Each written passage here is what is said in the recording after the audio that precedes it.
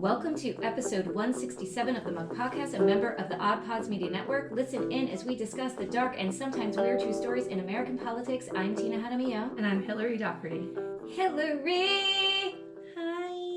It has been 2 weeks and the world continues to fall apart. Yeah, it's not good. There's no break. Now, I was thinking... There's no break. I was thinking a couple of days ago, I forgot how hard it is to be conscious of what's happening in Tallahassee during session, right? Like during session, you know, there's people who are walking around and are just like, hey, everything's great. We're going to the beach and we're going to work. Yeah, they don't even know that session's happening. Right. But if you're aware of it and you pay attention, like what's happening, it's so frightening. And I always forget. I was thinking, oh yeah, I felt like this last year and the year before that. Like I forget how hard it is. I was thinking about this the other day because we are plugged in, right? Mm-hmm. How do we get the everyday person to even I think that there's so many people that don't realize when session happens, what happens at session. You know what I mean? Like I legitimately think that there are people that just don't understand this window of time and the devastating impact of what happens in this little window of time. And how do you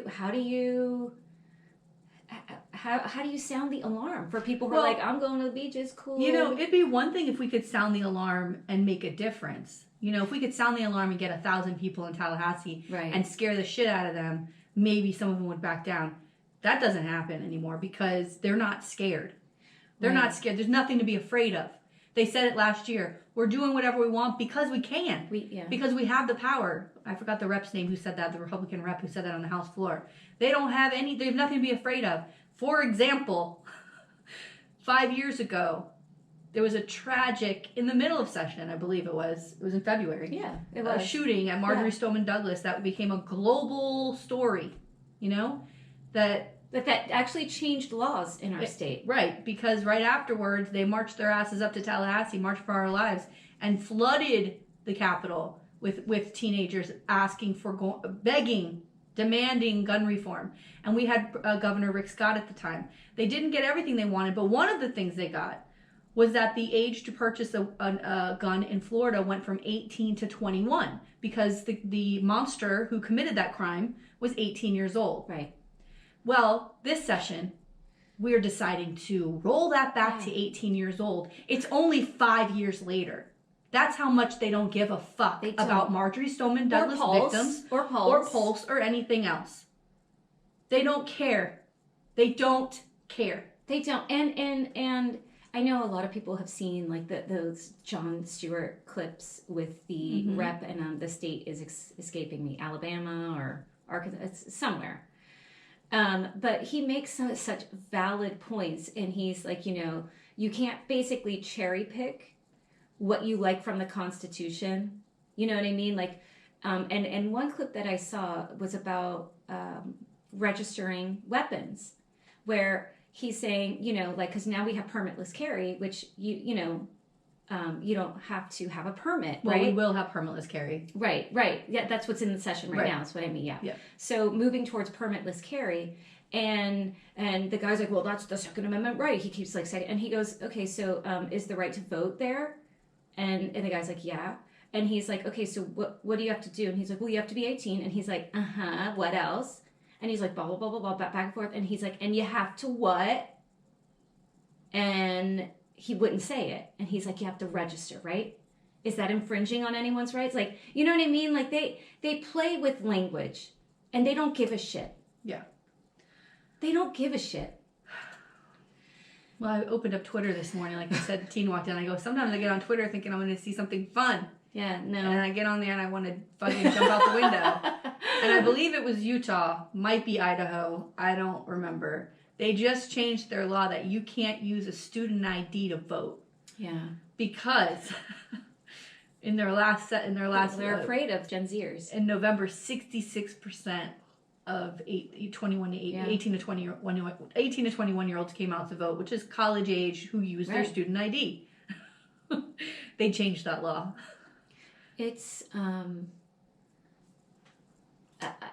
I I know that we've talked about, I feel like every time I'm like, we've talked about this before, we've talked about it before, but we're moving through the steps of, we're in Weimar, Germany. That's where we are right now. Like, go read history and go see where we are.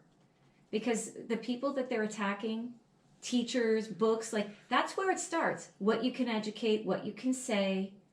Yeah. You know what I mean? And it's that poem, then they came for me, right? They came for this, I said nothing. They came for that, I said nothing. And then they came for me. They're coming for all you. You are safe now, but you're not going to be safe forever.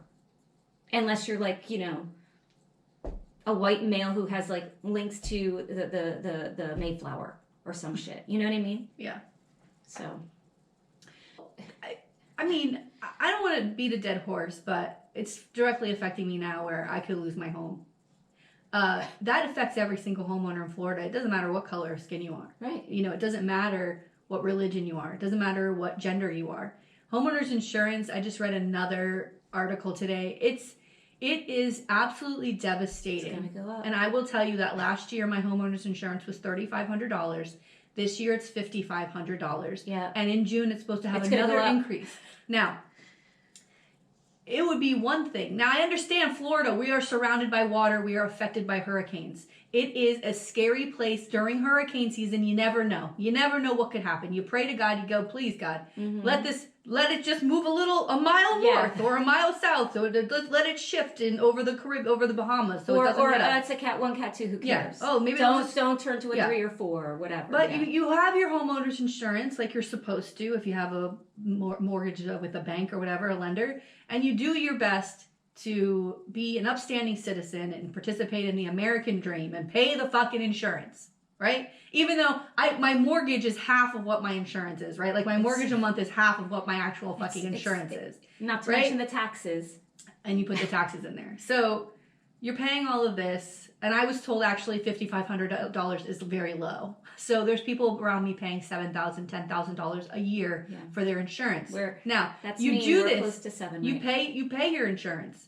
And then a hurricane comes and your roof gets ripped off. Half your house disappears. Mm-hmm. I just read an article this morning that a woman on the West Coast, you want to talk about what's happening in Fort Myers. It is an outrage. Oh, these insurance companies. This woman had a $900,000 loss. $900,000 loss in her home, which sounds like the whole house fucking left, right? They want to give her $13,000. She had to get it. Now they hire insurance adjusters because you call your insurance company. You're like, yo, I got this loss. Yes. They say, oh, okay, we'll be out there. You don't hear from them for months. So what do? You call an insurance adjuster who's a private, like third party person who comes out, looks at inspects his, has the experience and the knowledge and the certification to inspect your home and writes up a report and says, this is how much it would cost to fix your house. Now they have the information. Right. And they go to the insurance company and they bring it. But they have their own insurance adjuster. So then their insurance adjuster looks at it and sends it back to you. And you give it to your adjuster and you're like, here's what there are adjusters who look at these insurance reports that come back that don't even recognize what the insurance company is doing. And the other thing... It's criminal. There's going to be criminal charges against these insurance companies. And the other thing, here's the other thing. When you live in a capitalist society, and dear God, here come all the people calling me, all the people that no one listens, but you know what I mean? Like, you're a socialist. But here's the thing. The whole thing is you get bonuses, and we had our guest Hillary Cassell. Thank you. I was going to say everybody better go back and listen to that episode with Hillary Cassell because I listened to it again recently. Yes. It's incredible. They get bonuses, right? Because it's all about negotiation, and the more, if you work for the insurance company, the more that you can save that insurance company money as an adjuster, whatever role you're is at that company, you get a sweet bonus check. You get a nice little bonus check. That you might get more money in your little bonus than the person who lost something got. Yeah. Right.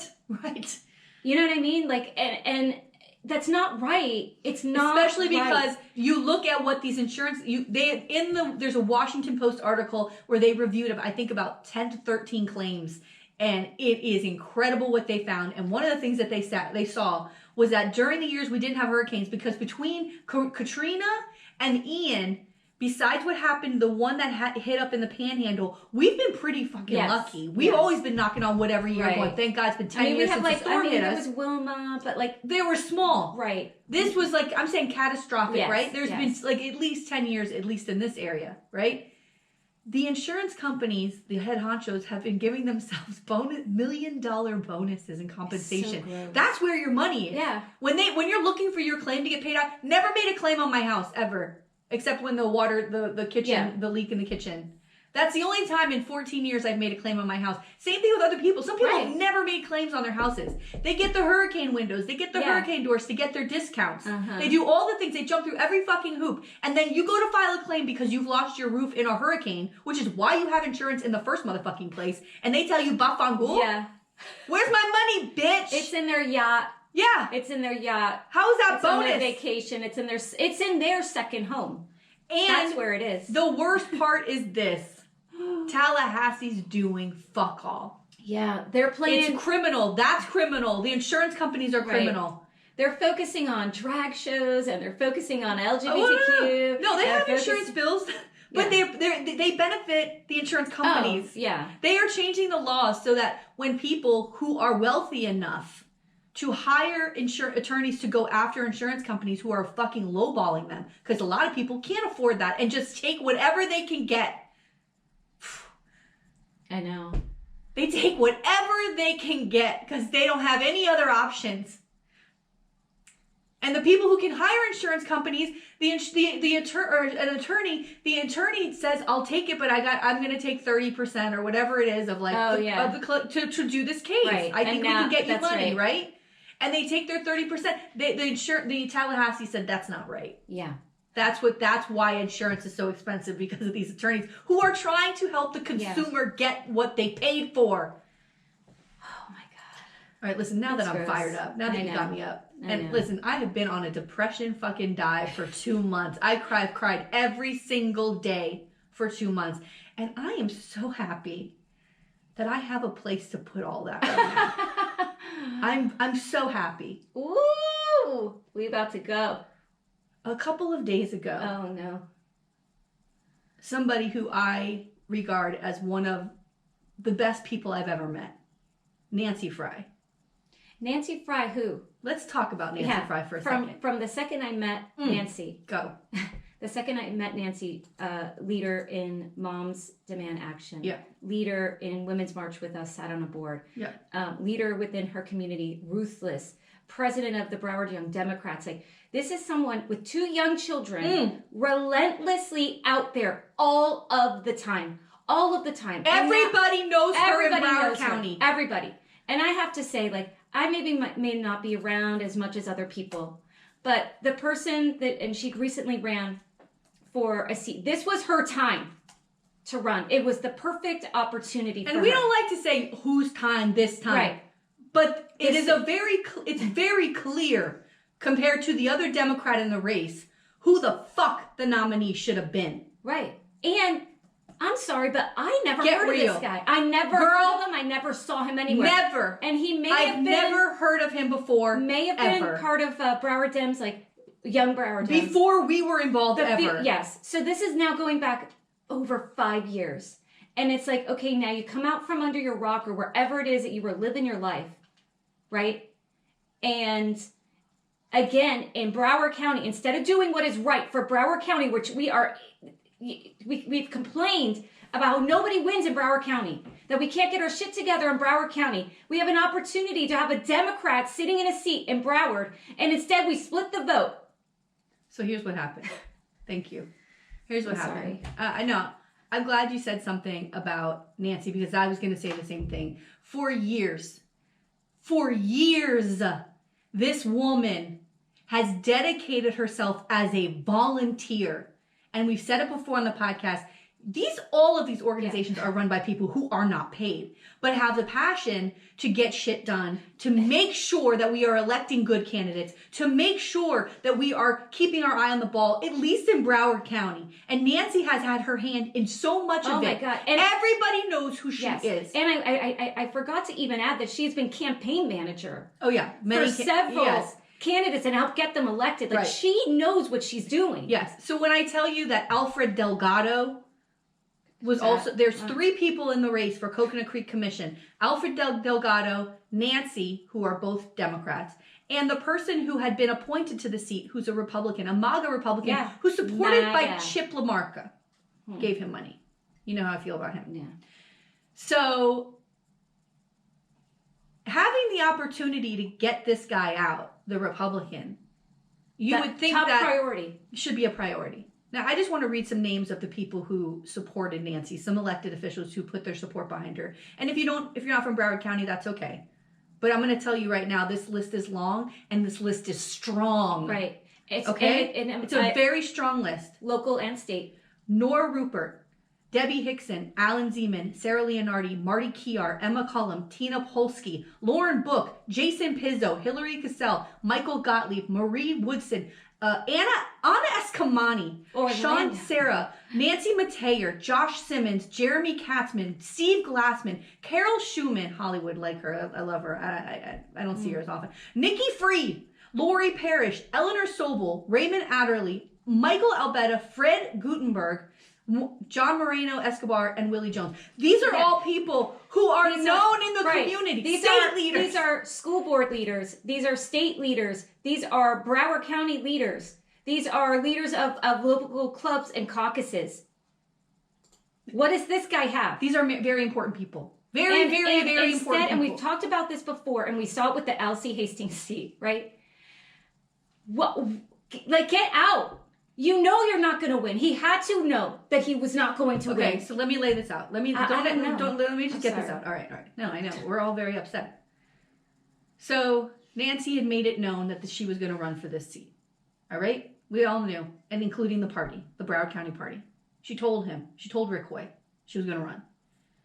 Now, Rick Hoy knows Alfred Delgado from way back when in the Broward Young Democrats that I don't remember him. Apparently, he also was in the Hispanic caucus. They didn't even know who he was when Nancy said, didn't he? They didn't even know who he was. Okay? But here's the thing about Nancy that I said on my Facebook post about her the morning of the election, and I stand by it. The thing I admire most about Nancy is she don't give a fuck about asking questions. And she does it in not like how Hillary does and like, where the fuck? No, Nancy's like, hey, maybe we could do this thing here. Why aren't we doing this? She asks the party these questions to hold them accountable for the lack of action, the things that they don't do. Because she works in these spaces and she sees that they could be more effective if they do X, Y, and Z. And she's so brilliant. And she's vocal about it and she asks questions in meetings in a very respectful way. They don't like that. They don't like people asking questions. I'm a troublemaker to them. And I think they viewed Nancy the same way. They don't like her. And here comes Alfred Delgado. And because of the lack of endorsement process, that y'all can't seem to get your shit together at the Broward Democratic Party. Get an endorsement process so you don't ever have this problem again. But no, you want to list 2, 3, 4 Democrats on the same fucking endorsement card like clowns. That's a clown move. Get your shit together. You look at a piece of paper. On paper, these 2 candidates are night and day. Are you out of your mind? But we knew they weren't going to support her. Right? We knew it. They weren't going to help her. And because there's 2 Democrats, the party takes a stand. We can't pick one over the other. But guess who does? The leaders of the party publicly supported, walked for, posted about Alfred Delgado. Ryan Greenberg and Rick Hoy went out of their fucking way to support somebody that no one has ever heard of. I mean, I'm going to pull up the numbers. You want to talk about something in a second? I'm going to tell you what these numbers were. Because it's shocking. It's shocking how incompetent this party is. This is a perfect, tiny little example of how your incompetence leads us to losing every single election. And this is a midterm where nobody votes.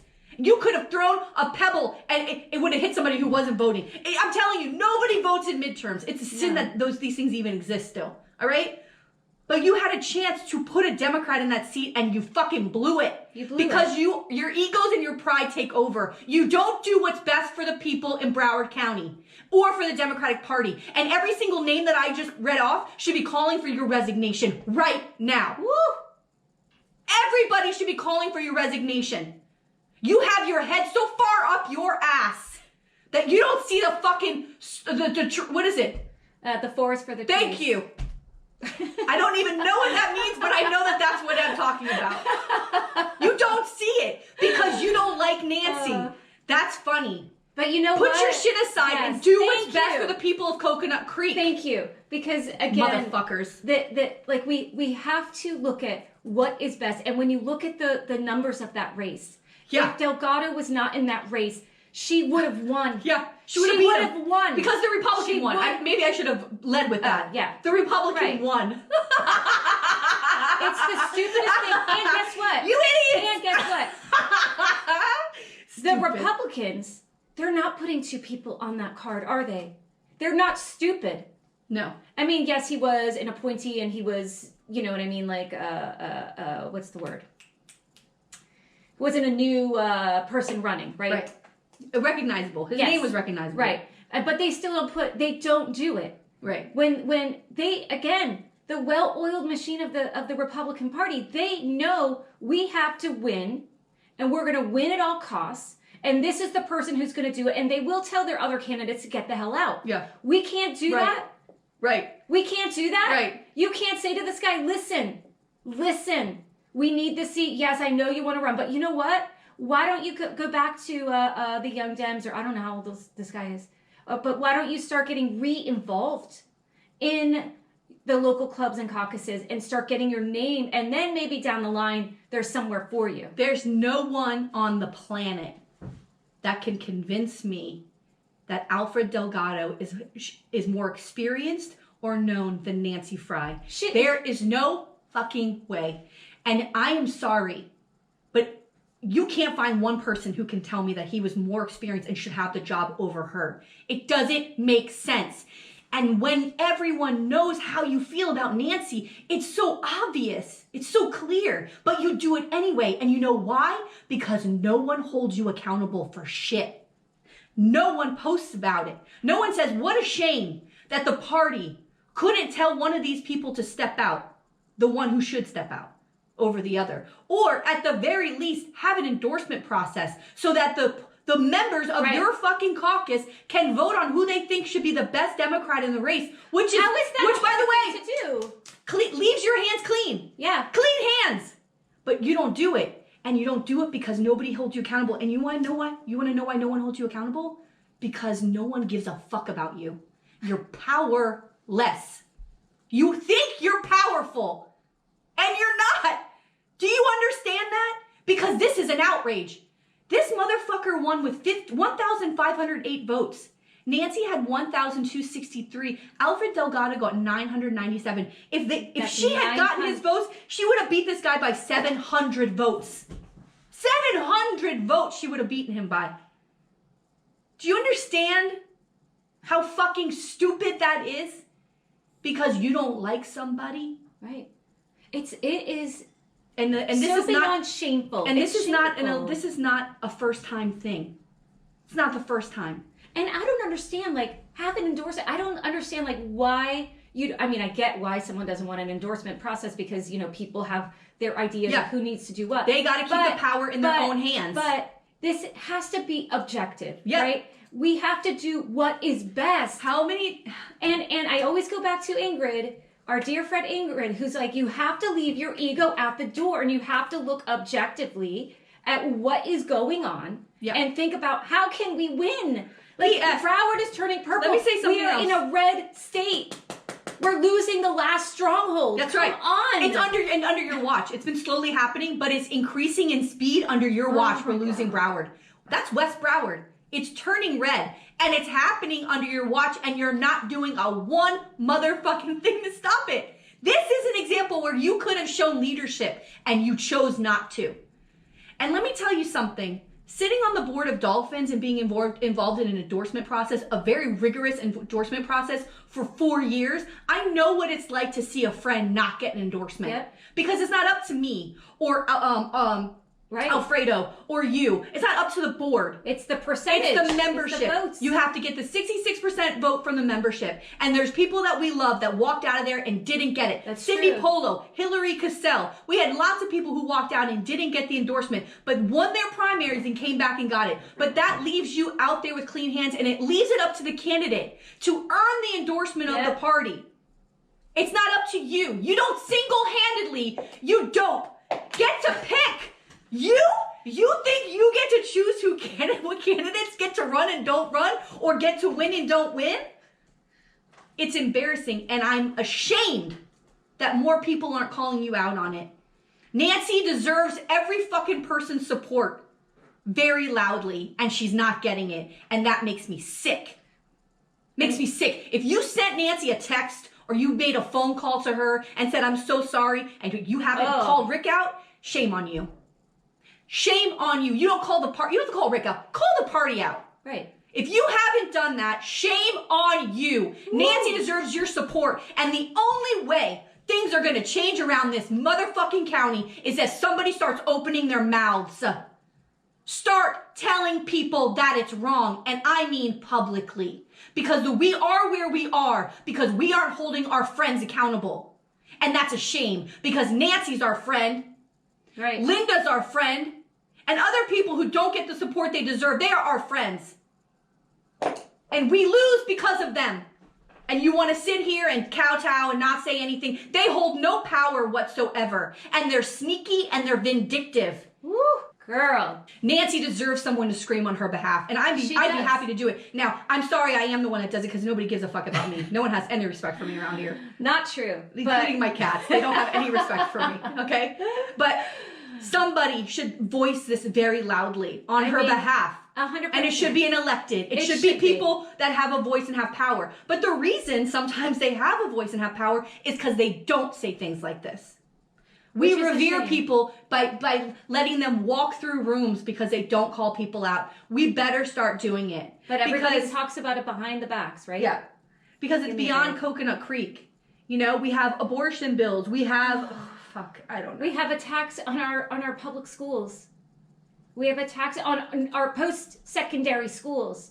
We have a tax on our LGBTQ community. Like, we need people in power on the local level, right?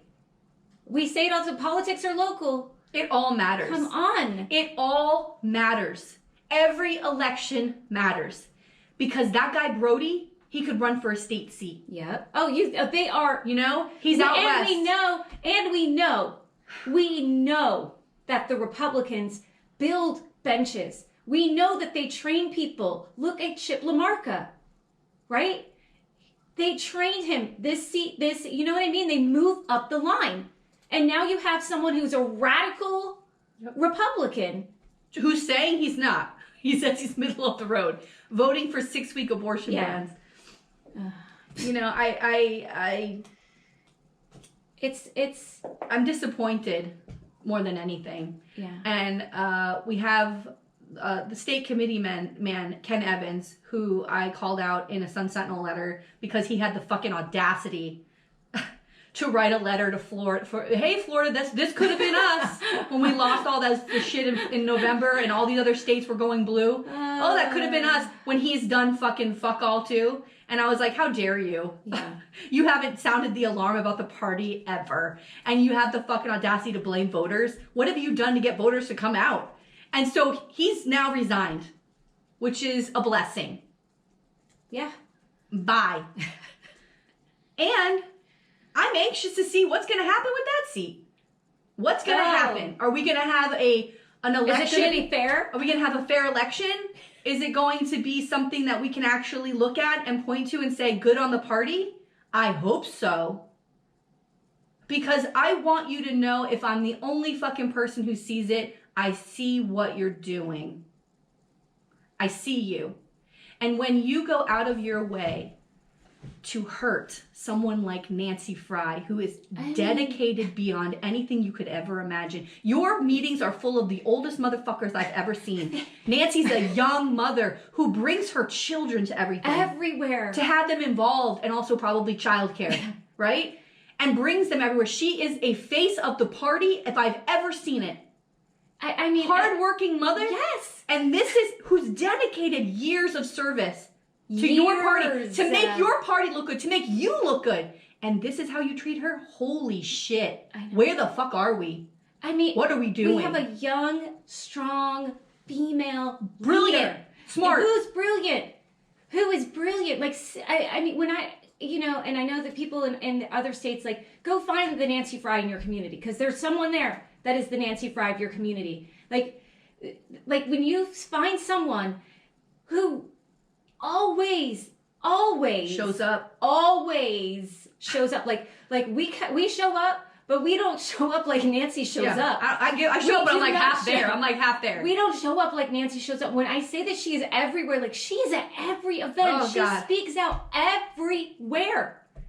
It makes me so fucking mad. I know. It makes me so fucking mad when I think about the work that this woman has put in for years with her kids there. I know. And then how hard she worked in this campaign. Oh my God. It makes me fucking sick that you did this to her. And I never saw that guy come to any meeting or anything to even speak and try to get someone's vote. Did you? No.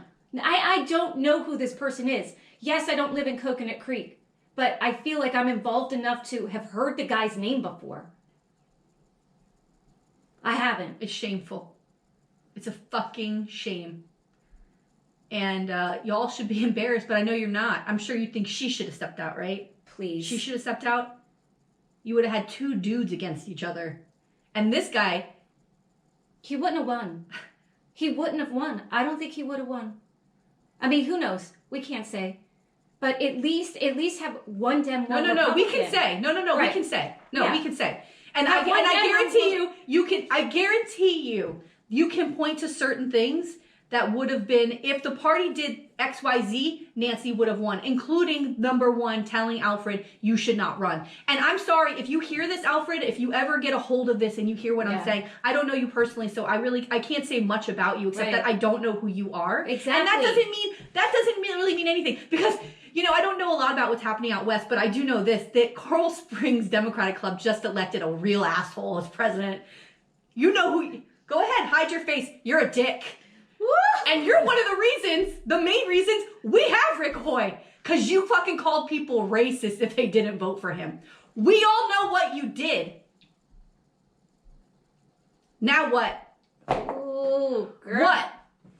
That's what I know what's happening out west. Fucking shenanigans. High shenanigans.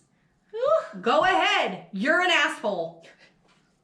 I fucking see you. And you know what else? The worst part? We used to be friends with this girl. We were friendly with her. What you did to my friend, one of my best friends, what you did in that race is fucking atrocious. You should be ashamed, but you're not. You run to be a club president. That's Broward County for you. That's Broward County. Short fucking memories. I can't wait. I can't wait for it all to come back around on y'all. Because it's going to. It already has. Yeah. Good. We got Look another. At our last now we got election. a Republican Coconut Creek. Look Great. at our last election. Yeah. We're losing votes left and right. And you guys are electing fools. Fools. Amateur. It's fucking amateur hour in Broward County. And I mean, this is happening. Last election, I mean, it's just one thing after the next. It's one thing after the next. We have this Coconut Creek. We have the MAGA Moms for Liberty nut job on the school board. Brenda Pham, who, as a sitting public school board member, is telling parents to use vouchers to get their kids out of public school. How, as someone who's supposed to be working for the public schools of Broward County and the public school students of Broward County, telling families to take their kids out of public schools and essentially defund our public schools? It's outrageous. But where were we in these races? What, even the party? You know what I mean? Yeah, right. Like this is the thing. Like they don't even put statements out about it. They don't even. She's standing with white supremacists on the beach holding signs with white supremacists. Not one statement from the party about how fucking horrible this woman is. Nothing. Has posted twice in the past 2 days about having families leave public schools, and not only that, calling teachers deranged. She used the word deranged about a teacher in like Maryland or something because she had a Marxist agenda. This is who is sitting on our school board. And not only that, this is a woman who who politicized breast cancer in a meeting. Oof. Who politicized breast cancer and tried to make a correlation between if a child has decided to have their breasts removed, right, and go through transition, and we're in a room on a field trip, some imaginary field trip with other, girl students, right, who have not transitioned, like, girls. Cisgender girls. That somehow being in a space with someone who has had their breasts removed would make them uncomfortable because people have family members who have had double mastectomies, and the double mastectomy might, and that women who have had it have, so much regret. Have so much regret. Like, go fuck yourself. I'm sorry. Like, this is a choice people make to save their goddamn lives. And you're going to make a connection and to suggest, so what, can I not be in a room with students? Am I going to make people uncomfortable? Yeah. Tina's a breast cancer survivor. Out of your mind to politicize cancer. And then the big thing, right? So now that child can't be in the room with the girls, but they also can't use the male restroom. So where the fuck are they going? Well, we know what happens when they don't feel welcome anywhere. We know what happens. We got to move on. I know. Well, I got six other things. I know. Let's save it for the end. But we got a long opening. But I put this post up when I said I was going to talk about the party, and it's Meatwad from Aqua Teen Hunger Force, who's my favorite ever. I saw it. It's on the treadmill. Yeah. No. That's my friend Alexis. He's just got a cigarette out of his mouth, hanging out, and he says, God, and I thought, this is me so fucking hard. But it says, God has allowed me to live another day, and I'm about to make it everyone's problem. That's me. That's me. I wake up and I go, who the fuck can I yell out right now? Because I woke up in this fucking hellscape. Again. Yeah, I'm just so disappointed. And I know that, when my mom would say that to me as a kid, I'm really disappointed in you. It cuts you, right? Yeah. Like, and I'm sure if I said to my kids, like, this disappoints me. Right. That you haven't finished your handwriting. You've had all quarter to fucking do. What are we waiting for, right? And my son's looking at me and I'm like, does it even impact him? And I don't think it impacts the party for me to say I'm disappointed in your leadership. And I use very vulgar language because that is how I express myself. And I'm sure that once people hear the F word, they kind of go, she's out of her mind. Right. The anger is real. The passion is real. The hurt that I feel from my dear friend is real. And I think that if more people that's come to your meetings regularly understood what happened in that race, that they also would be giving you the business. Because you did the wrong thing. And the right thing to do would be putting a post up, thanking Nancy and Alfred for giving it their all, for doing it. Now, because you missed the boat on what you should have done the right way. Right. So how about you ask these two dedicated Democrats, thank you for putting the time, energy, effort, and sacrificing time with their family, which is priceless, and their jobs and everything else, to do this, to be an elected official in your county, which would have made your party stronger, to have another elected Democrat. They were doing this, only what was going to do is to benefit your party. How about putting a post up thanking them for their efforts? It's the least you could do at this point, publicly, is to thank them. You know that they're probably ashamed to do so. What are they because they're going to swallow your pride because you did the wrong thing. They did. And here's the other thing. You guys, you have to take this, right? You have chosen leadership. Chosen to be in this position, and you can't be in a position and expect everybody to kiss the ring. Yeah. Right? I'm sorry. Like, we're not going to do it. Like, the Republicans kiss everybody's ring. and we're not doing it. We need change. We need strong leadership. Like, come on. I've never sat on another board that does endorsements, but sitting on the Dolphin Dems board is something we took very seriously. And there's it's an no exhaustive process. It's exhaustive and there's no shenanigans. But you need to call president of the Dolphin Dems, the new president, Todd Delmay, and have a real conversation about looking at the questionnaire, which, by the way, you could probably get somewhere on our website. We put the ones that people have completed. Look at the questionnaire. Copy it. I don't give a fuck. Say to Todd, can I copy this? Yes. And put a committee together. And we are not doing an endorsement card without somebody doing this and the process to vote on it. The process itself is simple. It's hard to get it going, but setting it up is easy. You just have to have the nerve to do it. Right. Because it should be important to you. If your party and the Broward Dems stamp of approval means fucking anything to you, if it's important and it stands for something, you should want a process that is clear and fair and without shenanigans. You should want that. And you could walk, like I said, you walk away with clean hands. Because right now, there are posts after posts by people who are leaders in your party. You held fundraising events for this man. It is embarrassing and it's done in very poor taste. Now I'm first. Oh yeah. Go. Mine is short, so. Okay, I'm covering Henrietta Lacks. This is beautiful. Okay. I was editing the last one and I thought, you know what? I better tell people, because I was like, Henrietta, I did it, and I totally bungled it. I was like, wait, this is a really good story and it needs to be said. Yes. Okay. Oh my God. There's not so much political, but it's really just what happened to this woman and the life-saving things that came from her cells. Everything's political. All right, here we go. Henrietta Lacks was born on August 1st, 1920 in Roanoke, Virginia. When Lacks was 4 years old in 1924, her mother died, giving birth to her 10th child. Ooh. Unable to care for the children alone after his wife's death, Lacks's father moved the family to Clover, Virginia, where the children were distributed among relatives. Oh. Lacks ended up with her maternal grandfather, Thomas Henry Lacks, in a 2-story log cabin that was once slave quarters on the plantation that had been owned by Henrietta's white great-grandfather and great-uncle. Holy shit. Jesus.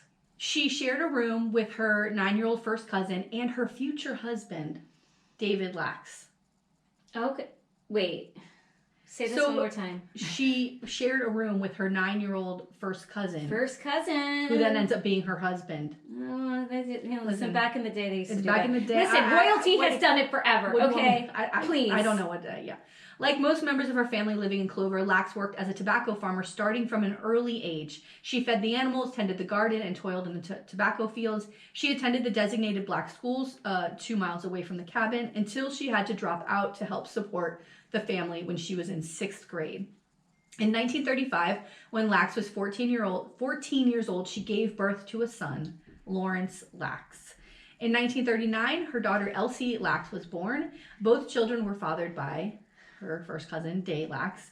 Elsie had epilepsy and cerebral palsy and was described by the family as different or deaf and dumb. Mm-hmm. Now, a couple of the children have physical issues, and I think it's because maybe it's the first cousin. I don't know. Yeah. Maybe that's something. I mean, if there's something genetic that would up, But again, and we see this throughout history and royalty. Look at Prince Charles. Yeah. Have you seen his ears? On April 10, 1941, David Day Lacks and Henrietta Lacks were married in Halifax County, Virginia. Later that year, their cousin, Fred Garrett, convinced the couple to leave the tobacco farm in Virginia and move to Turner Station near Dundalk, Maryland in Baltimore County so Day could work in Bethlehem Steel at Sparrows Point, Maryland. Not long after they moved to Maryland, Garrett was called to fight in World War II, and with the savings he gifted to Garrett, or that was gifted to him by Garrett, Day Lacks was able to purchase a house at 713 New Pittsburgh Avenue in Turner Station. Living in Maryland, Henrietta and Day Lacks had 3 more children. Henrietta gave birth to her last child at the Johns Hopkins Hospital in Baltimore in 1950, 4.5 months before she was diagnosed with cervical cancer. So Around that time, Elsie was placed in a hospital for the Negro Insane, was the name of the hospital, later renamed Crownsville Hospital, and she died in 1955 at 15 years old because she had the epilepsy, she had all kinds of problems. Oh, God. I know. Okay, so Henrietta gets sick. On January 29th, 1951, she went to Johns Hopkins.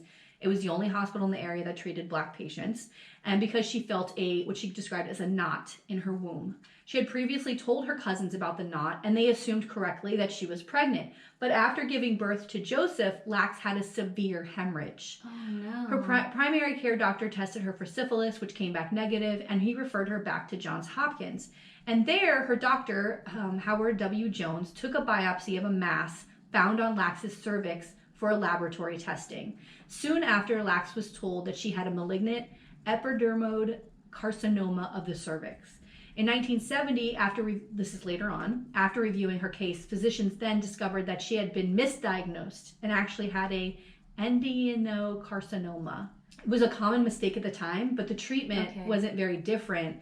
But, you know, we talked about this before, and like your story last week, and when Black folks are saying to doctors one thing, sometimes they don't get the treatment there because they're not believed and they're not listened to. And so I think that had a lot to do with what happened to her. Lacks was treated with, this is insane, she was treated with radium tube inserts as an inpatient and discharged a few days later with the instructions to return for x-ray treatments as a follow-up. So I looked up radium tubes, and they were these little, I don't know, they were like this big, maybe an inch big, but they're metal and they have radium in it, and they sew it into your skin. So they sewed it like into close to her cervix as like a treatment for like there was no, right? Isn't it wild how they just didn't understand? And this is 1951. Yeah, but they were still using radium. So during her treatments, 2 samples were taken from Lacks's cervix without her permission or knowledge. One sample was of healthy tissue, and the other was cancerous tissue. And these samples were given to Dr. George Otto Gay, a physician and cancer researcher at Johns Hopkins. But why not just ask for her consent? I don't get it. Probably because she was a Black woman. They probably thought they could do whatever they want. Yeah. So the cells from the cancerous sample eventually became known as the Gila immortal cell line, a commonly used cell line in contemporary biomedical research, because she had the most incredible cells on the planet. Like, no one had ever seen these cells. They were remarkable, and I'll get into them into why. Yeah. So on August 8th, 1951, Lacks, who was only 31 years old, went to Johns Hopkins for a routine treatment session and asked to be admitted due to continued severe abdominal pain. She received blood transfusions and remained at the hospital until her death on October 4th, 1951. She's so young. A partial autopsy showed that the cancer had metastasized throughout her entire body. Lacks was buried in an unmarked grave in the family cemetery in a place called Lackstown in Halifax County, Virginia. Lacks's exact burial location is unknown, but the family believes it is within a few feet of her mother's gravesite, which for decades was the only one in the family to have been marked with a tombstone. In 2010, Roland Patilio, a faculty member of the Morehouse School of Medicine who had worked with George Gay and knew the Lacks family, donated a headstone for Lacks. The book-shaped headstone of Henrietta Lacks contains an epitaph written by her grandchildren that reads, Henrietta Lacks, August 1st, 1920 through October 4th, 1951. In loving memory of a phenomenal woman, wife and mother who touched the lives of many, here lies Henrietta Lacks, Gila. Her immortal cells will continue to help mankind forever. Eternal love and admiration from your family. George Otto Gay, the scientist, he was the first researcher to study Lacks's cancerous cells, and he observed that these cells were unusual and that they reproduced at a very high rate and could be kept alive long enough to allow more in-depth examination.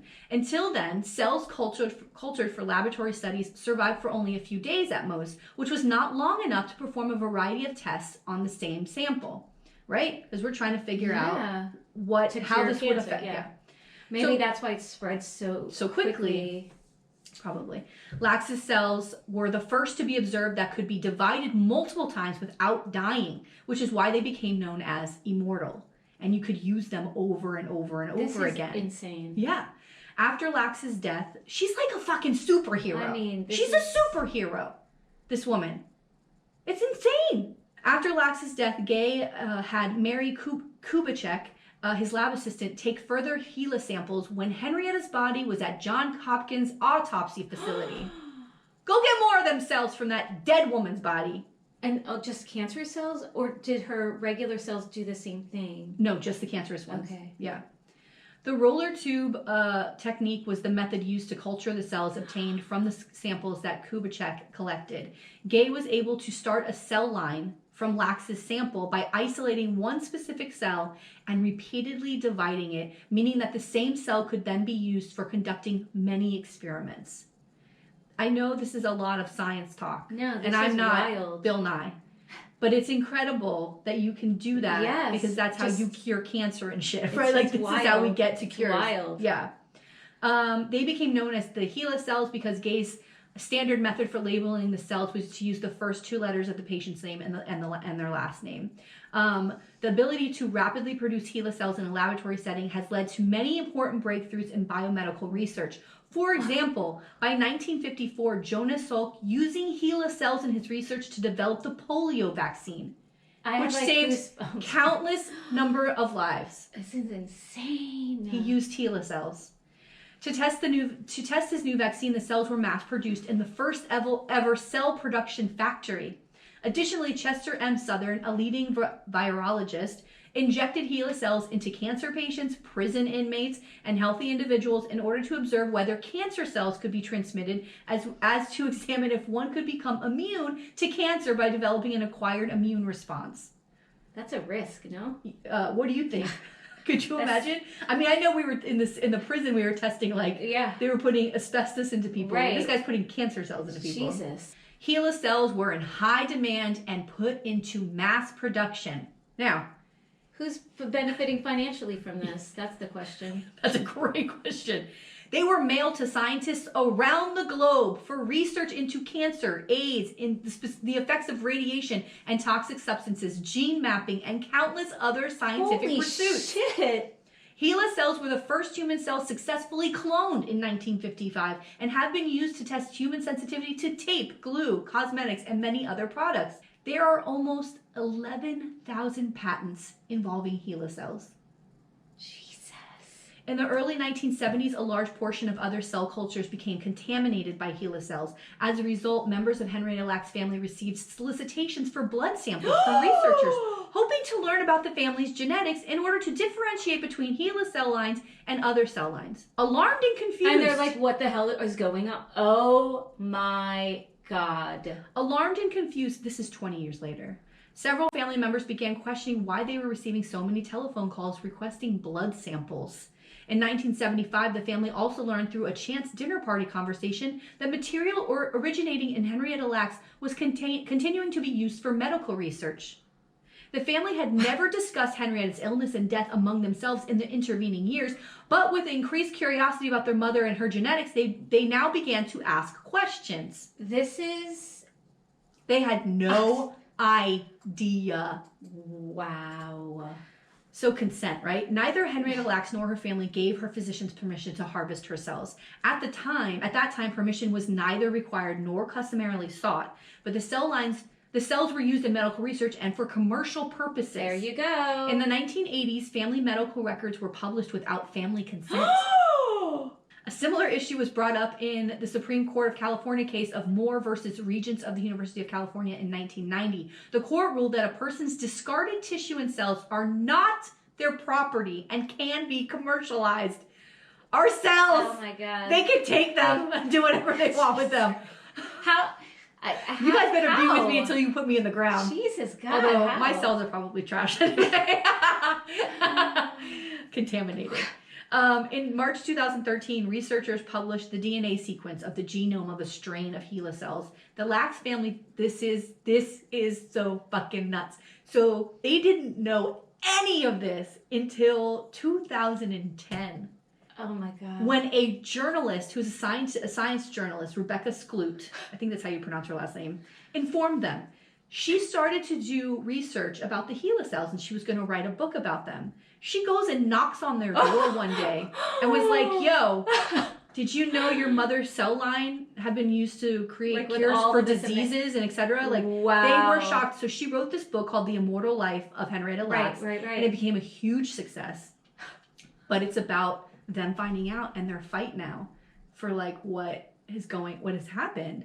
So there were objections from the Lacks family about the genetic information that was available to public access. I mean, this is insane. Jerry Lacks, Y, a grandchild of Henrietta Lacks, said to the New York Times, quote, "The biggest concern was privacy. What information was actually going to be out there about our grandmother, and what information can they obtain from her sequencing that will tell them about her children and her grandchildren and going down the line," end quote. The same year, another group working on different HeLa cells line's genome under the National Institutes of Health funding submitted it for publication. So like they're still using it.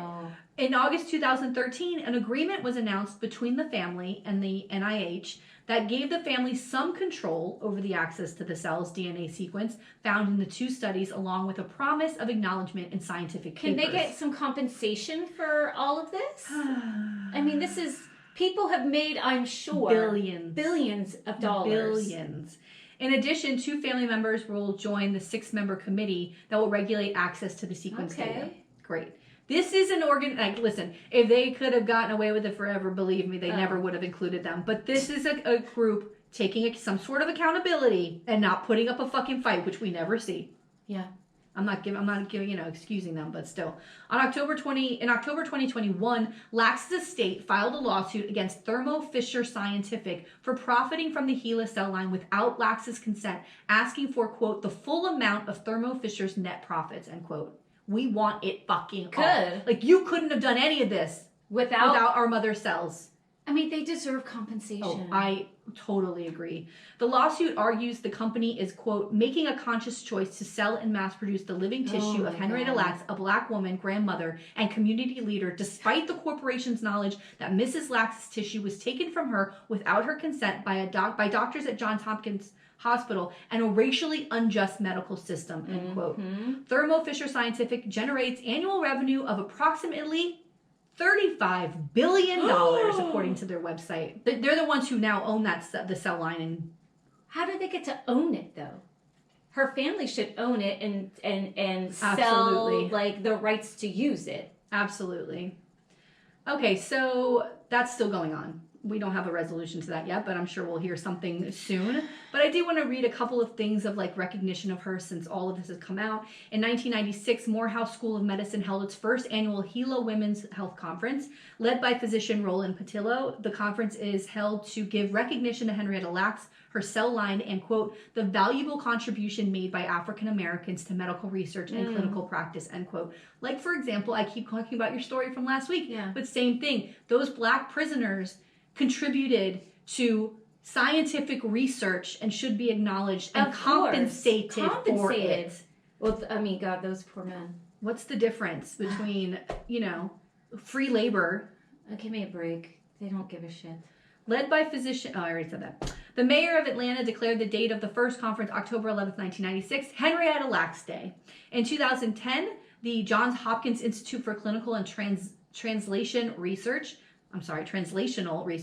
established the annual Henrietta Lacks Memorial Lecture Series to honor Henrietta Lacks and the global impact of HeLa cells on medicine and research. In 2010, it was announced that a television film project based on the book was in development. Oprah Winfrey and Alan Ball were teaming together to bring the biopic to HBO. Winfrey was the executive producer, and she also starred as Deborah, the daughter of Henrietta Lacks. So she's the one who gets that news and is like, what? Lacks' sons and granddaughter were planned to serve as consultants. Good. Get them. This is how you give people dough, Raimi. Put them as consultants on the movie, and HBO will give them fucking money, which they should have. In 2014, Lacks was inducted into the Maryland Women's Hall of Fame. In 2017, a minor planet in the main asteroid belt was named 359426 Lacks in her honor. I like that. I'd love to have a planet named after me. I'm just saying. In 2018, the New York Times published a belated obituary for her as part of the Overlooked History Project.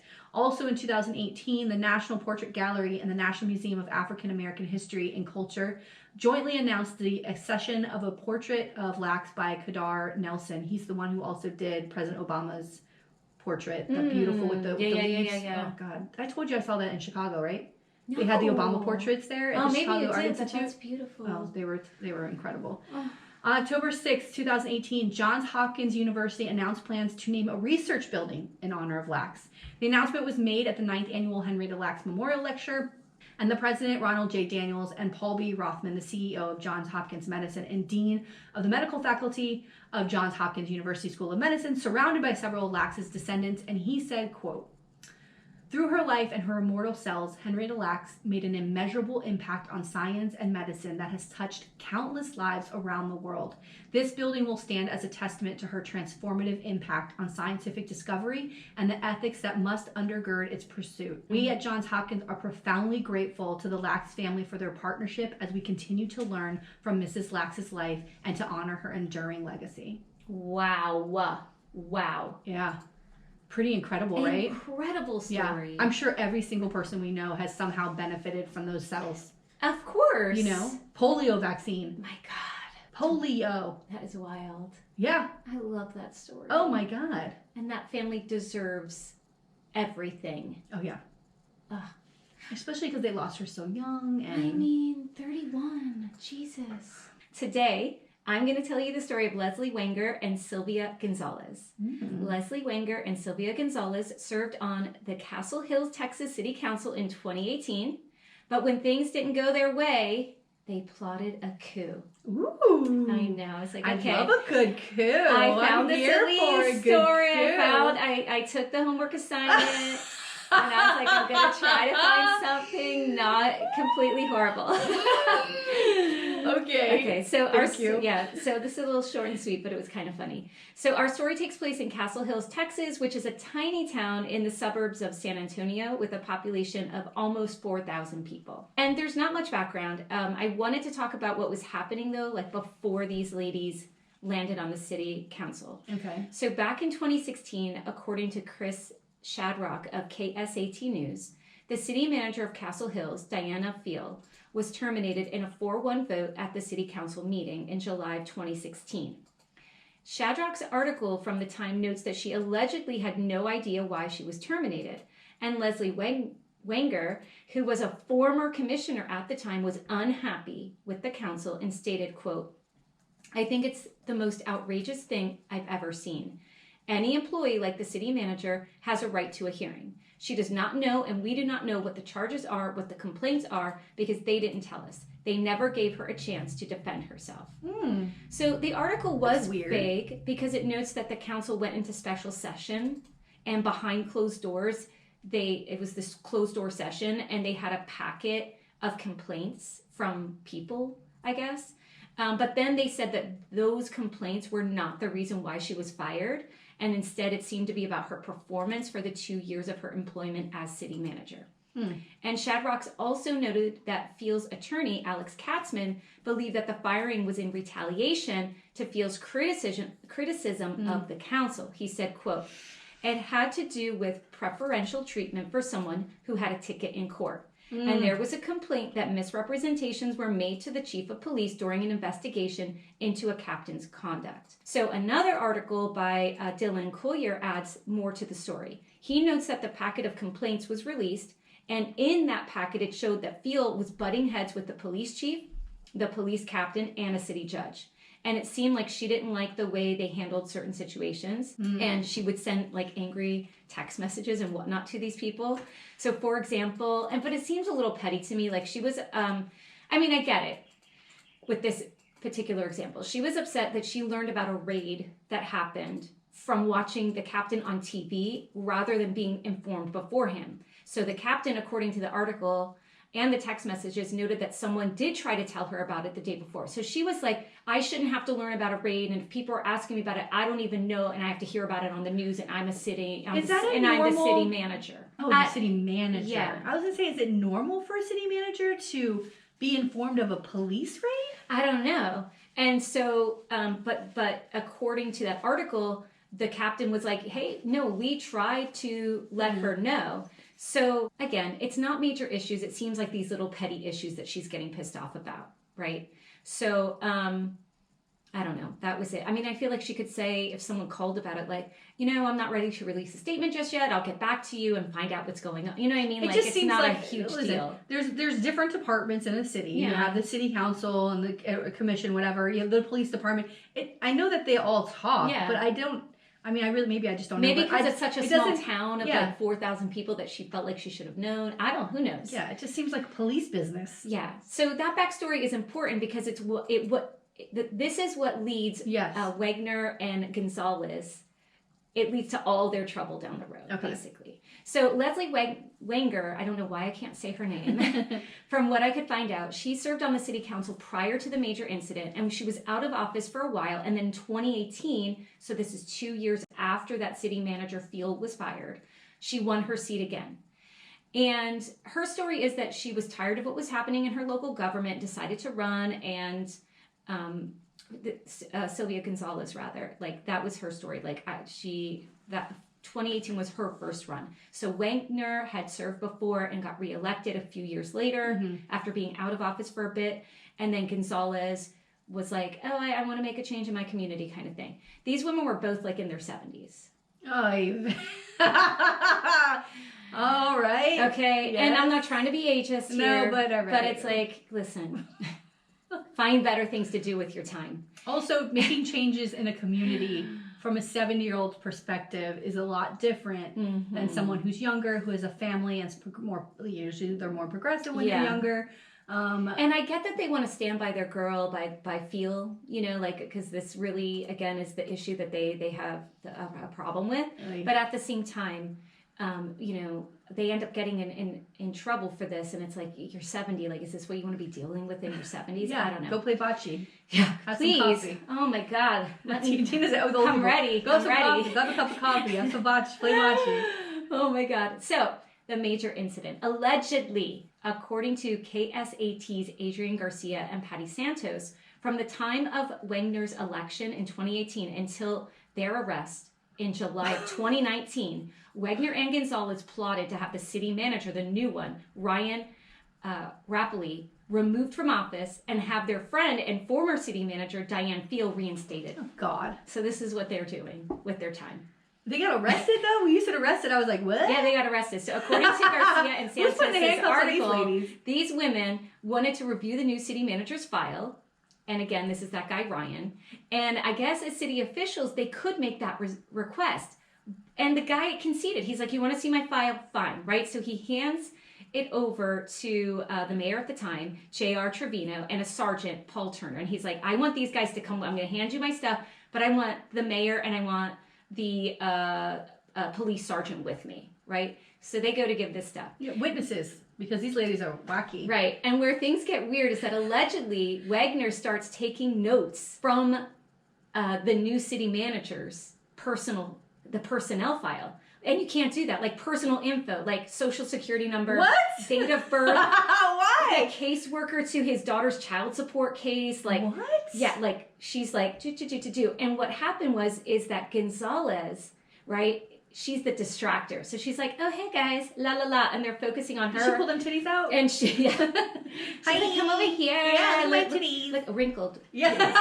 Oh, God, I forgot she's 70. Oh. So she's, and the other one's like, do. Oh my gosh. But they see her do it. They're like, what are you doing, right? And so after investigating, it seems this is how they were going to try to get rid of that guy, right? One of Wegner's fellow aldermen, Clyde Skip McCormick, said that Wegner told him that, quote, her first order of business was to get rid of Ryan Rappley and put her friend Diane Field back in the job of city manager. Dang. And Ryan, the current city manager at the time, he noted, as reported in Garcia and Santos' article, that he felt that she had it in for him since her election and kind of made it directly known to him that was her intent. A detective in the case noted Wegner launched a campaign of harassment and attacks upon Rappley in an effort to either get him to resign or to create enough controversy to fire him outright. And that's according to the affidavit. So the other thing that was going on, according to another article by KSAT 12's Adrian Garcia, was that Gonzales was getting folks to sign a petition to oust the city manager, Robert. But is there any reason besides the fact that they want their friend? Like, did he do something? No. Do you know what I mean? They have no evidence of this guy. This is the stupidest thing I've ever fucking dumb. heard. It's so dumb. So the mayor allegedly received about 26 petitions calling on Rapalli to be removed from his position. But there may have been some faulty info going out about Rapalli from Gonzales. Garcia's article notes that one of the signers complained and stated that Gonzales went to her home and gave false information about Rapalli that damaged his reputation and may have led to folks signing the petition. So also, that's the allegation is you're falsifying information. Like, you can't do that. Like, you can't have people sign a petition based off of lies. But she has nothing else to say. She didn't say, like, he's stealing money from the city. He got arrested for XYZ. Right. Like, he didn't do... So she's got to make shit up because there's nothing else to say. Well, and the other thing she was doing was like, oh, do you want to sign this petition for street repairs? What? Sure.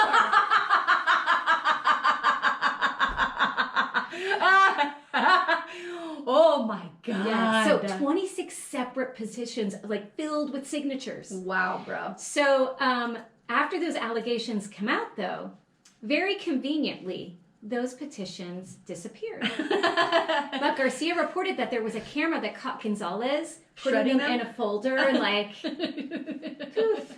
What petitions? Yeah.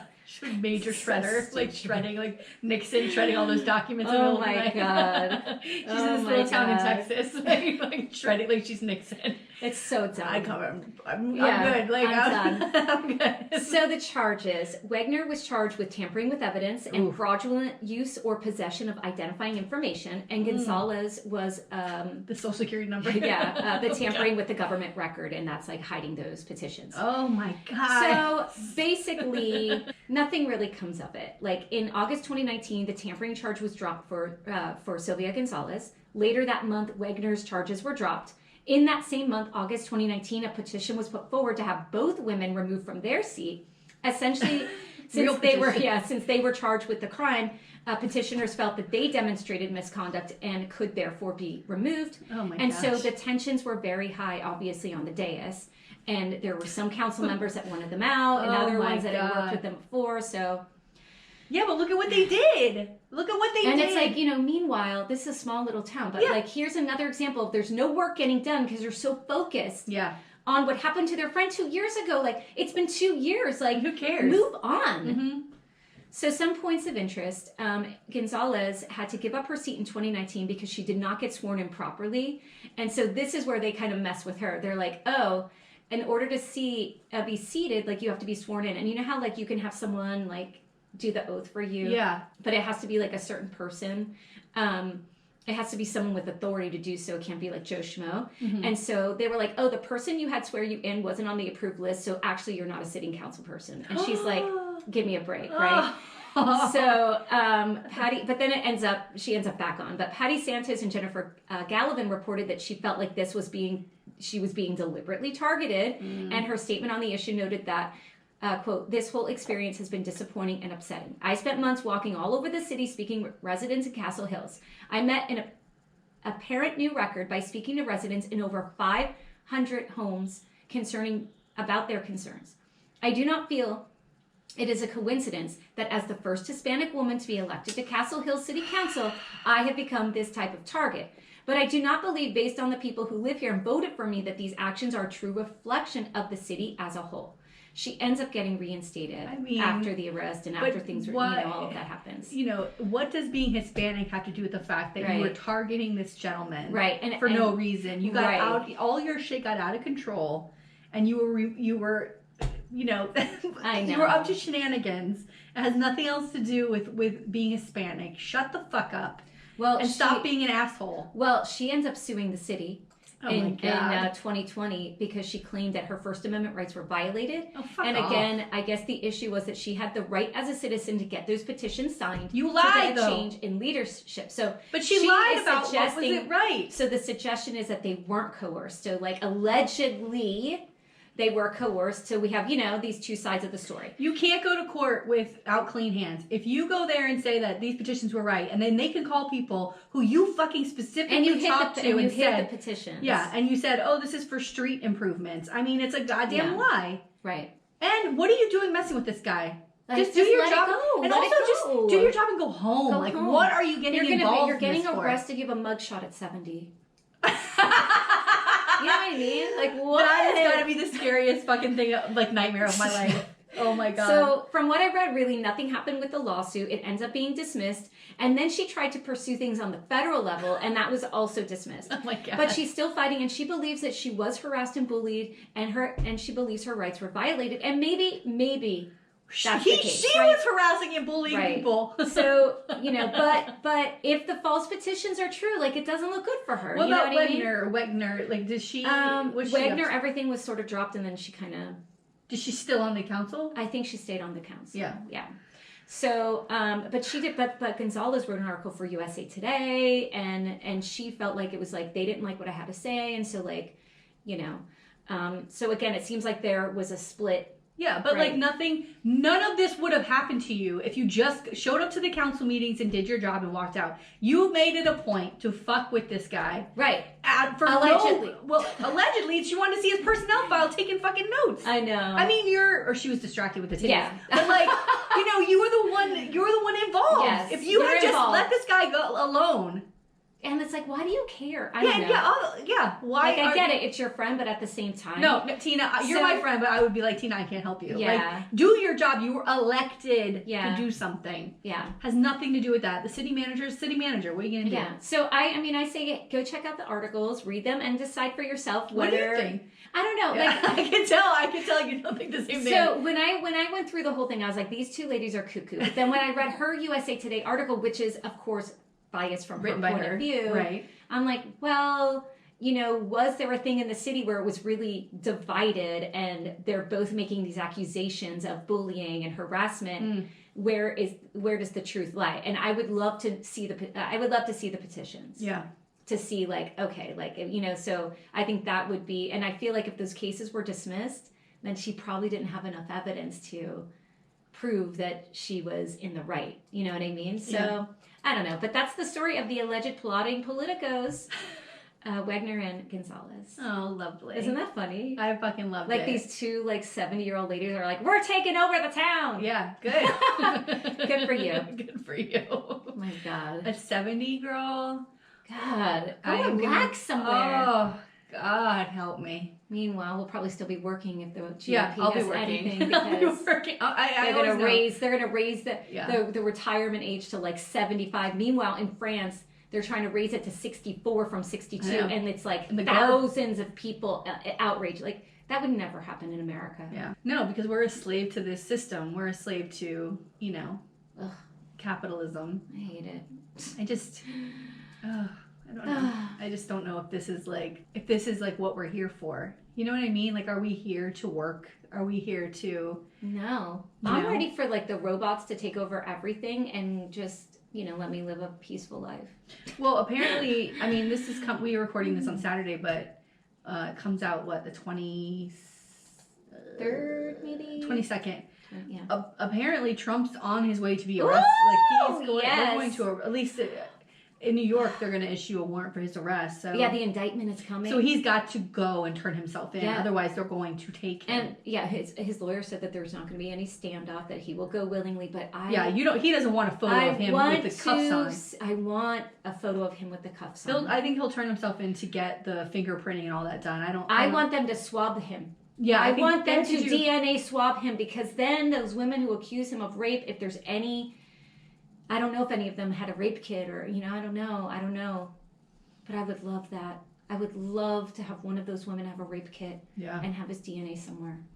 I wanted to say something, too, about joy. And I have very few places I can find it besides my children nowadays. But I just rewatched the entire series of Drag Race, RuPaul's Drag Race. And... I text my friends Nikki and Justin about it all the time. We just talk about Drag Race constantly. But there's not another show on the planet that brings me the joy and happiness that the show brings me. And I know that drag is like under attack everywhere. Drag in real life, like in person, we had the Dolphins brunch. You saw a bit of drag, remember? Yeah. It's the greatest, most fun experience and art form I've ever been in the presence of. Yep. It makes you feel joy and love on levels that I've never experienced at any show ever. Right. And I've talked about it before. Like the first time I saw like drag performers, I was, I think, 16. Mm-hmm. And I was blown, it was like the high point of Madonna. And so like it was just the music and it was incredible. Like I loved it. But it also does this thing. It's political also, and not political because of the way that it's being politicized now, but it's political in the way that it pushes boundaries and it pushes your imagination or your idea of what is gender. And I know that's confusing for some people.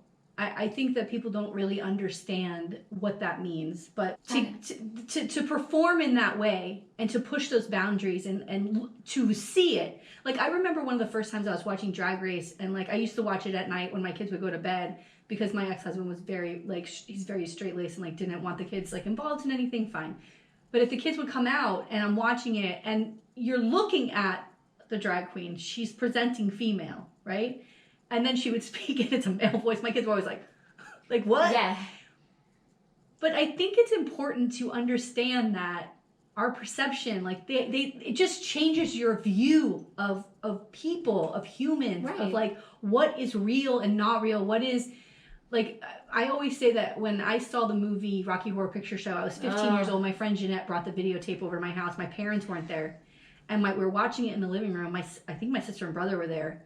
And my friend Erica, it fucking blew my mind. And it changed my entire life. Like, my perception of what art is and music, it just fucking flipped on its head watching that movie. Like, Tim Curry in that movie is one of the most magnificent performances ever on film. That movie shook me and changed the way that I view gay people, performers. Right. It just fucking blew my mind. It's the most beautiful thing I've ever seen. And it was raunchy and it was dirty and it was like, what the fuck is happening? Funny.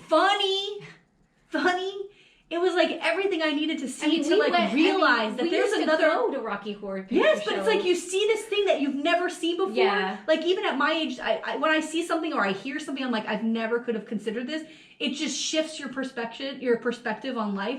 And I think that that's what Drag Race does. And so my suggestion to anybody who doesn't understand drag is to watch Drag Race, because it's about accepting who you are and become like change. It's also a appreciation of women, the adoration and the idol, making the idols of the feminine figure, the pop stars, the idols, the feminist heroes that we have. It is definitely an homage to these incredible women in our lives. That's what they worship them as much as we do. And the thing is, like, to suggest that somehow seeing someone in drag is going to harm children, it boggles the mind. It boggles the mind. I don't get it. There are all sorts of different types of drag shows. You know, there are where it's imitative of, like you're saying, of female performers. Some might be a little more risque than others, just like in any type of thing.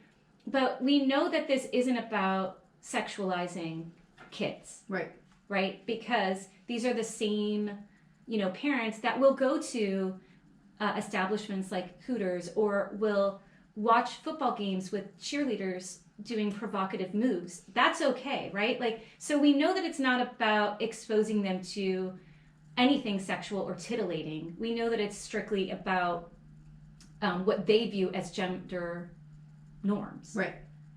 So and it's so clear that you lack empathy and lack understanding. Yeah.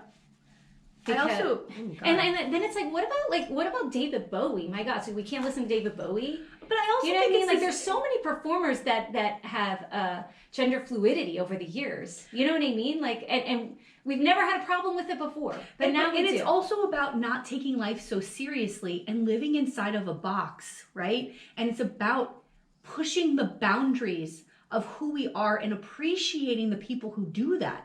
Like, it's about being funny in a way that exposes all of the vulnerabilities that we have about ourselves, or what, it's an incredible art form. I mean, I've looked at paintings and cried before because of how impactful they were, the impact it was having on me.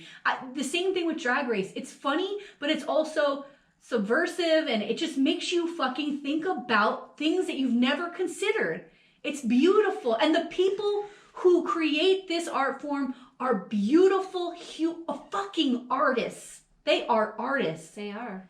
I'm always impressed with what happens on that show, right. and when we go see drag. And you make a very good point of saying that this is about seeing things in new and different ways. And I saw a clip of one of these crazy Moms for Liberty people who because now the attack is not just on queer theory or CRT. But now they're saying that any social emotional learning. Yes. This lady said that social emotional learning is the Trojan horse that allows queer and allows race theory stuff to enter our child's mind. And the example she gave was, what if there was the word empathy? Right. Did you see that clip? Yeah. What if there's the word moms? Yeah, two moms, and now they're thinking about two moms. Like, it's so insane to me that you would not want your child to have a broader understanding about the world around them. Just because you are aware of the world and have empathy for others who are not like you does not mean that you are going to prescribe to a certain lifestyle. You know what I mean? Yeah. But some people think that somehow children are confused, right, and that they're going to see that and go, oh my God, well, now I have to do this and that. That's not how things work. No. And I think that we should have more trust and faith in our kids. And in ourselves as parents. To have conversations. Yeah. And talk about those things and not be afraid of them. Because when you're afraid of them and your children might be feeling those very same feelings or wanting to express themselves in those ways, now you're harming your child. Because you're the person they have to trust the most, and they're not going to come to you. They take their cues from you. They're not going to come to you. I literally, I always knew what I would say when my kids asked me about gay. What's gay? I would say when a man loves a man or a woman loves a woman. Yeah. Like, that was my final answer. I didn't go, and it's really great. I didn't put my spin on it. I didn't either. I didn't say, here's what it is. It's just that simple. We don't have to get into right or wrong. You don't have to do that. No. And if your child gets to the age where they're wondering about their sexuality or they're confused about their sexuality and they come to you, that is your moment. That's the moment where you will be put on the spot about your kids and how you can accept them and love them. Right. And I've had these conversations, and it can be a little jarring, but if they feel the love and acceptance from you, they will move through the world with the most confidence. Yes. And full of acceptance for other people, which, goddamn, what the fuck else are we here for? Are you here are you on earth to judge people? Well, they certainly are. It is. From a book of fiction. What a way to live. How miserable that life must be. I know, it's ew. And I have to say, same as you, from when my kids were little, I have always told them that you can love whoever you want to love, and it will always be okay by me. Always. From when they need to have that. Since they were 4 or 5 years old, I'm saying. My son, and we talked about this the other day, my son had friends who had same-sex parents, and he asked at a very young age, I think it was 4, and I said very plainly that there are all different types of families, with some with same sex, like a dad and a dad, a mom and a mom and a dad, a single parent, a grandparent. I went through all the things and how that not all homes look the same, but the love is the same. Right. And that was it. And that was it. That was it. He wasn't running around confused. Give me a break. It's the same as people who are like, oh, I can't use the word penis. When, it's got to be, your I don't know, your little baloney, or I don't know what people say, your wee-wee. You know what I mean? The baloney pony, that's what I want to say. Tina, I can't believe you have children. We should look into this. But you know what I mean? It was always, that's your penis. That's But I don't know. There's no because reason people don't have any faith in themselves as parents. Yeah. And the best thing you could ever do for your kids is be honest. Yeah. I mean, now listen, but let me say this. I'm not saying that you have to share everything. No. You have to be like, and this is how their sex. No. Just be honest. Right. At an age appropriate level. They know when you're fucking lying. At an age appropriate level. And that's up to you. Right? And no one is talking about intercourse with heterosexual or homosexuals at 4, 5, and 6 and 7 years old. We made sure that that's never gonna happen. But you know what I mean? No, that's not happening in their picture books. They made those laws through K through 3 so they could come back this session and make it for the rest through university. Yeah. They gave you the crumb, now they're gonna serve you the whole fucking meal because y'all took it. Y'all accepted. We gotta protect the kids. Right. Of course we have to protect our kids. But not from this bullshit. Right. Like, we have to protect our kids from guns, but not anymore because an 18-year-old who's in high school can now buy a fucking gun. Imagine this. How many lockdowns do we need to go through? How many times I gotta get a message from my daughter's school that we're in another fucking lockdown. Because of a knife or a gun, my God. But they're not stopping, right? It's K through 3, then it's 4 through 12. And with HB 999 in the state of Florida, it's our post-secondary institutions where you could go to a public school if this bill passes in the state of Florida and you are restricted in what you can study. You're paying money to a public institution to get a degree. And you can't get a degree in race studies. You can't get a degree in ethnic studies. Gender studies. You can't get a degree in feminist theory. God forbid it's a degree in gender theory. Yeah. Or social justice. Yeah. You can't do it in the state. They just you ban centers, right? We're banning fraternities and sororities, but specifically centers that would support Black students, Latinx students, the AAPI students, and of course LGBTQ students. In post-secondary, when you're an adult, you cannot have access to this in a public university that we pay money for as taxpayers, that our children, with the hope, because we're so strapped with our homeowners insurance and our property tax, that we got to depend on the public university system and bright futures to even hope that our kids can get a freaking education because we can't afford to send them out of state at $60 grand a year. This is what it is. God damn it. This is what happens when we take 2 weeks off. I saw Tina look at her screen. She scrolled back up to the top. She's going to give you her information. This is what I got too much. I can't No. I love it. Listen, tell me more. I'm fucking here for it. I mean, I want to hear everything you have to say. Yeah, well, the anti-LGBTQ kidnapping bill. The kidnapping bill. I don't know what you're talking about. That bill would allow one parent to kidnap a child who is trans from a parent who is supporting their transition, even if they are out of state. They can remove that child from a supportive parent, despite what a court order says, despite what a custody agreement says. This is what we're doing. This is what we're doing. This is what they're spending their time on. Oh my God, dude. And then the abortion stuff, we have South Carolina women can be executed for choices. We have a Trump-appointed judge, Kaz Merrick, or whatever the hell his name is, who's going to vote on a federal-wide abortion pill ban.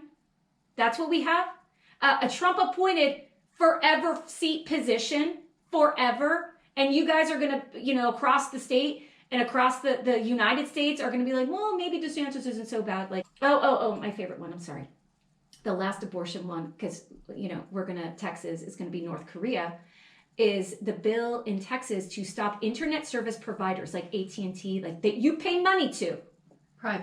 Privately. Customer. From allowing customers to access information on how to obtain an abortion. Like, it would be blocked. You can't search for it. That's when their session. That's what they're doing in Texas. Can you imagine if that passes? You can't find access to anything. And our Google and all these things, like in that case where the ex-husband in Texas, the woman got an abortion and her friends helped, Google gave them the information that they looked that up online. And now that guy can sue them for what, 10 grand each or something for helping his ex-wife. And I wonder why they're divorced. And why she doesn't want to carry your baby. Like we are in such a dangerous place for women and children in this country. Well, I don't want to call out the whole country. I'd like to say Florida and Texas, South Carolina. Right. Alabama, because Tennessee. All that's on my Twitter feed is how Michigan's kicking fucking ass and taking names. Michigan!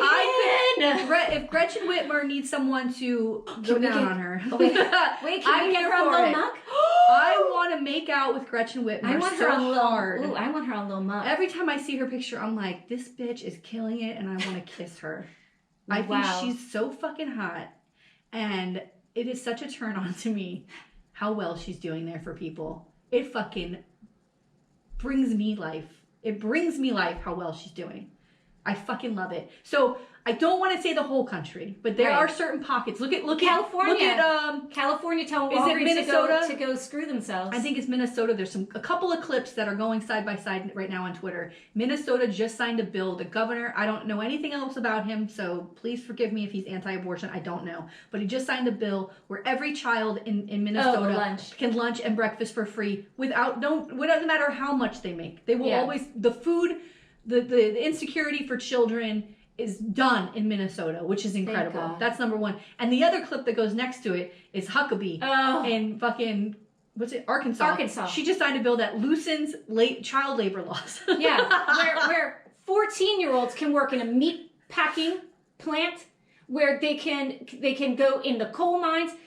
Can we go back and why don't you guys go read about the Industrial Revolution? Why don't you go do that and go look at what happened to kids? Let's be honest. In those kind of industries. Those are dangerous industries you're going to put a child in. And then people are like, well, they have a choice if they want to work there. No, they don't. They're children whose parents might be at a low income level and they don't have an opportunity. Like, look at Henrietta Lacks. She had to leave in 6th grade to start working. Like, and when you live in a state where the opportunities are scarce and the family's not doesn't and have Arkansas any money, is a shit state. And there's no way to get jobs and it's low income. Of course, they're desperate for workers there in Arkansas. So they're going to exploit children. It would be a family issue, and that's a possibility that's something that. Can you believe she even got elected? Yes. With that face, nothing Jabba the Hutt face. After Trump, nothing surprises me anymore. Oh, I mean that's being kind to Jabba the Hutt. All right, well, it's been great being away from you for a couple of weeks. Oh, it's been great. Oh, Tina, I just. I mean, let's end it here too. Yeah. Is that the reason I want to circle back to Broward County Party is because it's an example of how no one's coming to save us, and like these are the opportunities you grab to have a win. Yeah. Because the state party, God bless Nikki Fried, hopefully she's fucking going to be able to pull this out and do something within the next few years to like get us in the right position. But we have decades and decades to go. And even if we were to flip the governor's seat here or the Senate, we still have a long way to go. I don't know what it looks like at that. I don't know what the education system looks like to undo what they've been doing. It's going to take a long time. Oh my God. And my heart goes out to our Dem leaders in Tallahassee. Thank you for all you're doing. Oh my God. Thank you for standing up and arguing and fighting on the floor for us. I can't tell you how much it means to me. And I pray to God and any deity, universe that anybody else prays to, that you get more help as soon as possible, because I know you're fighting hard for us and I appreciate it. I know it's draining. Okay. All right. Well, I'll see you next week. Bye.